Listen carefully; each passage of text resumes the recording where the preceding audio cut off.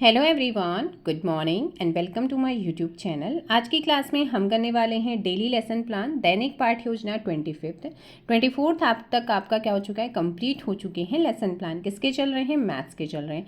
बाकी अगर आप लोगों को कॉमर्स के चाहिए, इकोनॉमिक्स के चाहिए तो उनकी प्लेलिस्ट बनी है, वहाँ से आप देख सकते हैं। सो यहाँ पर अब बात करते हैं 25th लेसन प्लान की, जो कि आपके माइक्रो टीचिंग प्लस हमारे जो 90 डेज़ की इंटर्नशिप होती है, जिसमें दो हमारे लेसन प्लान बनते हैं 45 दोनों पेडागोजी के। तो उसमें आप लोगों का मैथ्स प्लस फिजिकल जो आपका साइंस है उसके मैं आप लोगों को करा दूंगी, और इकोनॉमिक्स और कॉमर्स के मैं आप लोगों को करा चुकी हूँ। सो यहाँ पर आप देख सकते हैं लेफ्ट साइड में विद्यालय का नाम, दिनांक और कक्षा लिखी हुई है। और हाँ, अगर आप हमारे चैनल पर नए आए हैं, चैनल को सब्सक्राइब ज़रूर कीजिएगा। आई होप सो ये सारे के सारे लेसन प्लान आप लोगों के पेडागोजी, जिसके भी जो पेडागोजी है उसके अकॉर्डिंग आपका हेल्प कर रहा होगा। इसके अलावा एसएसटी के भी मेरे पास हैं, तो मैं वो भी आपको जल्दी कराने की कोशिश करूँगी। सो सब्जेक्ट हमारा क्या है? यहाँ पर मैथ्स है। प्रकरण हमारा है टॉपिक, प्रकरण है महत्तम समापवर्त। इससे पहले आपने पढ़ा था लघुत्तम समापवर्ते, अब पढ़ेंगे यहाँ पर महत्तम समापवर्ते को पढ़ने वाले हैं। पहले आप एलसीएम पढ़ चुके हैं।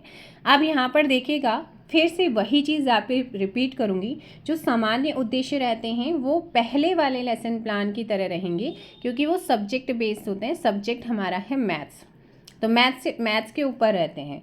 तो आपने अगर पहला लेसन प्लान देखा है तो वहाँ से उनको एज इट इज़ कॉपी कर सकते हैं। जो चेंज आता है वो आता है हमारे विशिष्ट उद्देश्यों में, जिसमें हमारे विशिष्ट उद्देश्य के अंदर 3 उद्देश्य होते हैं। एक होता है ज्ञानात्मक उद्देश्य, जैसे कि छात्र महत्तम समावर्त से परिचित हो सकेंगे। सेकेंड इसी में है छात्र समावर्त के बारे में जान सकेंगे। फिर आता है बोधात्मक उद्देश्य, जिसके अंडर 2 पॉइंट्स होते हैं। छात्र महत्तम समावर्त से संबंधित उदाहरणों को दे सकेंगे या उदाहरण दे सकेंगे। सेकंड है सी में छात्र महत्तम समावर्त की व्याख्या कर सकेंगे। बोधात्मक है ना, तो वो चीज़ उसके अकॉर्डिंग बनती। अब आता है अनुप्रयोगात्मक। सो छात्र महत्तम समापवर्त से संबंधित प्रश्नों को हल कर सकेंगे।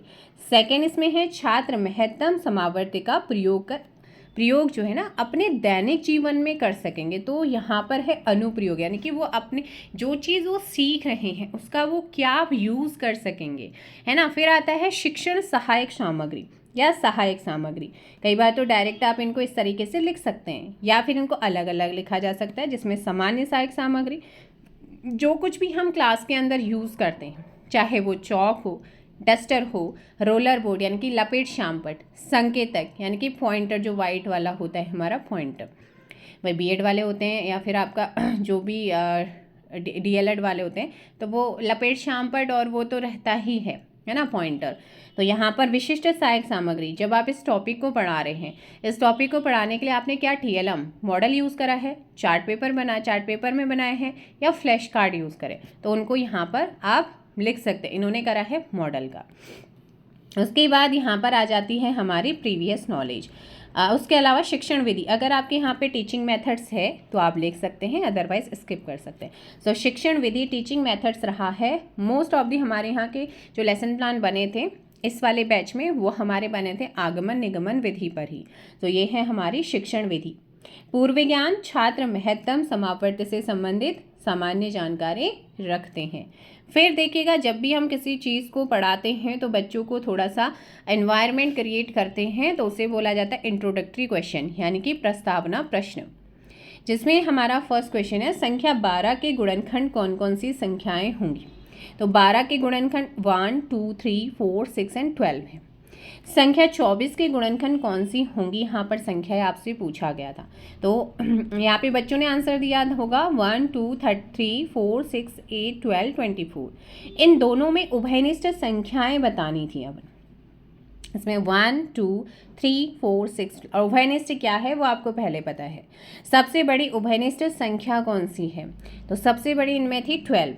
उसके बाद 12 को यहाँ क्या कहा जाएगा, जो 12 है उसको क्या कहा। बच्चे आंसर तो देंगे, लेकिन एक perfect answer as a people teacher आपको वो समस्यात्मक प्रश्न बनाना पड़ता है। फिर आता है उद्देश्य कथन कि आज हम महत्तम समापवर्तक के बारे में विस्तृत अध्ययन करेंगे। बस उसके बाद यहाँ पर स्पेस कम था तो यहाँ से स्टार्ट होता है प्रस्तुतिकरण यानी कि प्रेजेंटेशन। प्रेजेंटेशन में हमारे 3 टीचिंग पॉइंट्स होते हैं, उससे ज़्यादा तो इतने मतलब 45 एंड 40 मिनट में ज़्यादा नहीं कर सकते हैं। तो यहाँ पर अपवर्तक फर्स्ट टीचिंग पॉइंट है अपवर्तक, और अपेक्षित व्यवहार उद्देश्य क्या है, छात्र संख्याओं के अपवर्तक के बारे में जान सकेंगे। अब छात्र अध्यापिका यहाँ पर क्रिया क्या करेंगी, वो डेवलपिंग क्वेश्चंस यानी कि प्रकाशात्मक प्रश्न पूछकर 12 किस किस संख्या से विभाजित होता है, 1 2 3 4 6 एंड 12 से क्या होता है आपका 12 जाता है। ये जो संख्याएं ऊपर बताएंगी ये क्या कहलाती हैं, बस ये आपका समस्यात्मक प्रश्न यानी कि आपके टॉपिक पे आ गए। उसी को आपने क्या करना है, एक्सप्लेन करना है, एक्सप्लेनेशंस देना है, स्पष्टीकरण करना है, व्याख्या करनी है। किसी भी संख्या को पूर्ण रूप से विभाजित करने वाली संख्याएं उस संख्या के अपवर्तक यानी कि गुणनखंड कहलाते हैं। जैसे 12 के अपवर्तक या फिर गुणनखंड क्या है, 1 2 3 4 6 और 12 है। यहाँ पर आपका टीचिंग पॉइंट कंप्लीट हुई, या तो आप स्केल से पूरा इसे बंद कर दीजिएगा। उसके बाद यहाँ पर आप अपवर्तक से रिगार्डिंग क्या कर दीजिएगा, मिनिएचर्स स्टिकी नोट्स आप यूज़ कर सकते हैं। उसके अलावा जैसे ही पॉइंट ख़त्म होता है यहाँ पर एक प्रश्न आप लिखेंगे, मूल्यांकन करेंगे कि आपने जो ये पढ़ाया है इसी से रिगार्डिंग क्वेश्चन पूछना कि बच्चों को ये चीज़ समझ में आया कि नहीं आया। यहाँ पर होगा मूल्यांकन, और मूल्यांकन में क्या 2 क्वेश्चन आप छोटे छोटे बना सकते हैं। जैसे यहाँ पर 18 के अपवर्तक बताइए, तो यहाँ पर बच्चे इजली बता सकते हैं क्योंकि वो यहाँ पर पढ़ चुके हैं कि अपवर्तक क्या होते हैं, एग्जाम्पल के साथ पढ़ा है। उसके बाद महत्तम समापवर्तक सेकंड टीचिंग पॉइंट है ना। महत्तम समापवर्तक अपेक्षित व्यवहार परिवर्तन में क्या होगा, छात्र संख्याओं का महत्तम समापवर्तक ज्ञात कर सकेंगे। और यहाँ से भी शुरुआत वही टीचर स्पष्टीकरण करने से पहले एक क्वेश्चन बनाएगा जो कि विकासात्मक प्रश्न से होंगे। जैसे 4 के अपवर्तक क्या होते हैं, तो यहाँ पर 1 2 4 लिखा है। महत्तम समापवर्तक किसे कहते हैं, यहाँ पर आ जाता है समस्यात्मक प्रश्न।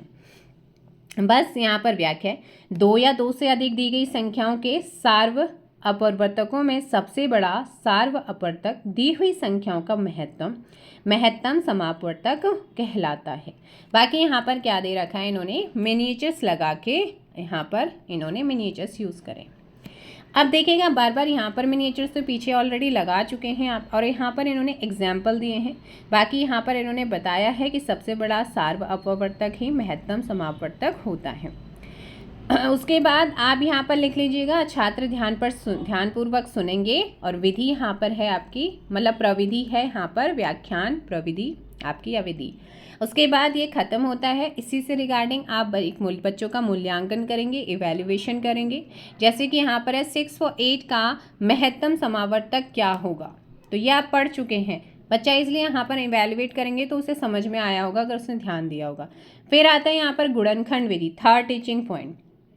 सो छात्र महत्तम समापवर्तक ज्ञात करने की गुणनखंड विधि को जान सकेंगे। इसकी भी शुरुआत उसी विकासात्मक प्रश्न से होगी। 2 × 2 × 3 कितना होता है, तो 2 दूनी 4 दूनी 8 3 24 यानी कि 24। गुणनखंड विधि से 24 व 36 में महत्तम समापवर्तक कैसे निकालेंगे, तो यहाँ पर बन जाता है ये समस्यात्मक प्रश्न।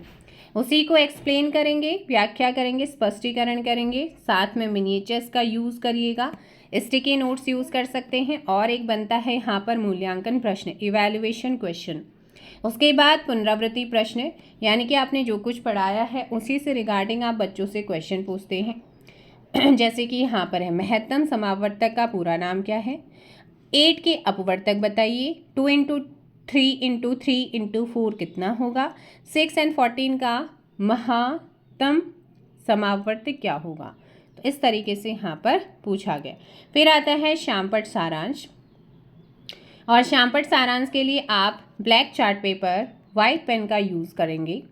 सिल्वर पेन का भी यूज़ किया जाता है बट वो इरेज होने लग जाता है। वाइट पेन लिख गया तो लिख गया है। दिनांक, कक्षा, विषय, प्रकरण है महत्तम समापवर्तक। इसमें आपने जो जो टॉपिक करे हैं वो अपवर्तक करा था, महत्तम समापवर्तक यानी कि आपका ये आपने करे हुए थे। इसके अलावा यहाँ पर आप गृह कार्य बच्चों को देंगे। 36 और 48 का महत्तम समावर्त ज्ञात करिएगा। ऐसे ही नेक्स्ट क्वेश्चन में दिया हुआ है। फिर आता है संदर्भ यानी कि रेफरेंस जरूर दीजिएगा। क्लास 6 की मैथ्स की एनसीईआरटी पाठ्य पुस्तक को यहाँ पे रेफरेंसेस के रूप में लिया गया। तो ये था आप लोगों का 25th लेसन प्लान। मिलते हैं नेक्स्ट वीडियो में। वीडियो पसंद आए हो और आप लोगों को हेल्पफुल कर रहा हो ये लेसन प्लान बनाने में, एज इट इज़ आप इसे नोट कर लीजिएगा। टाइम कम बचता है जब हम खुद बनाते हैं या खुद से सर्च करते रहते हैं तो बहुत टाइम ले लेता है। सारे लेसन प्लान आपको मिलेंगे बहुत जल्दी। करते रहिएगा। Thank you so much. Video को लाइक और शेयर कीजिए और जय हिंद, जय भारत, जय उत्तराखंड, जय देवभूमि।